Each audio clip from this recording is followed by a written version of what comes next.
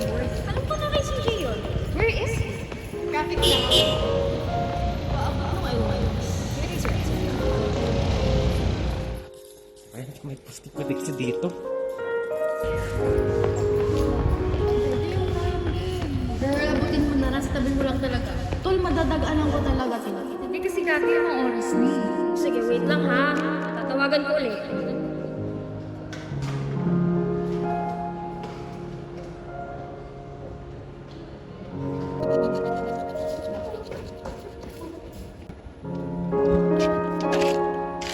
Parang na-traffic ako.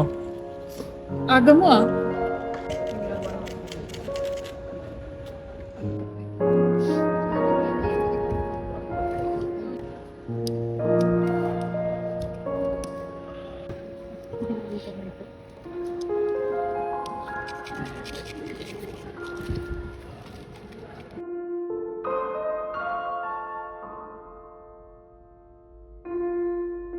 Para maganda ka nila. Yun, mag-ganda na ako ah. Maganda. Eh, di nasa yung SDP. Anong SDP? Yung shit to. Ha? Sa akin ba yun? Ako na pin mo na. Uy, akala ko sa inyo na yun. Hindi ko naman kasi pinrint yung base plan nun eh. So wala pang sheet 2. We have all of these rendering materials, tapos wala naman palang kukulayan. My God! So, tinuloy niyo yung plano na maghintay na lang muna ng extension ni Prof. Tapos tayo naka-standby lang.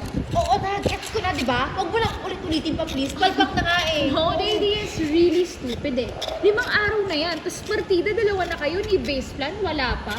Ang tanga lang. Teka lang ha. Mali ako, pero hindi ako tanga. Uy, bakit sinabi ko bang tanga ka? uy, guys. Hindi ka tanga. Ang akin lang, dahil pinatatapos niyo muna ako. Kaya lagi niyo ako Guys, nag-iisip gumawa na interpret tayo. eh. Bukas talaga deadline na to, please. Ikaw, Bobby, nag-agdamay ka lang. Ang yabang mo na. Parang galit ka. Guys. Parang kasalanan ko. Guys, gumawa tayo. Sayang sa oras. Sayang sa oras, late ka nga. Wow. Alam mo, friend, tinawag mo pa yung skill model nating chararat. Chararot naman talaga yung to. Guys, tama na, please. Bobby, alam mo anong problema sa'yo? Palagi ka nagbamarunong eh. Ano, ang sa akin lang kasi, sana sinusunod yung plano ko kasi ako yung leader dito. Leader ka? I like it. Wow! Sana sinunod mo May yung RA videos na tayo. Sana! Tapos na tayo ngayon! Sabi lang eh. Ang akin lang, I have my other plans din, okay? Wow! Can you hear yourself? Other plans! Thank you! Thank you kasi nandito ka, ha? Thank you!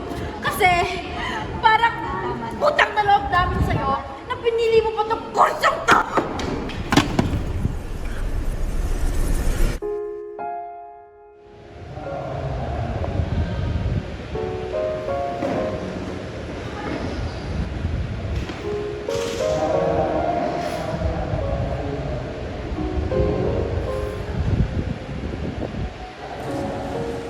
I mean, oo. Utang na loob natin na sa isa't isa na nandito tayo ngayon. We all have our own reasons and goals naman kung bakit tayo nandito. And siguro, by being here, we make those goals more reachable. I mean, nag-LA nga ako para next time hindi na ako malit eh.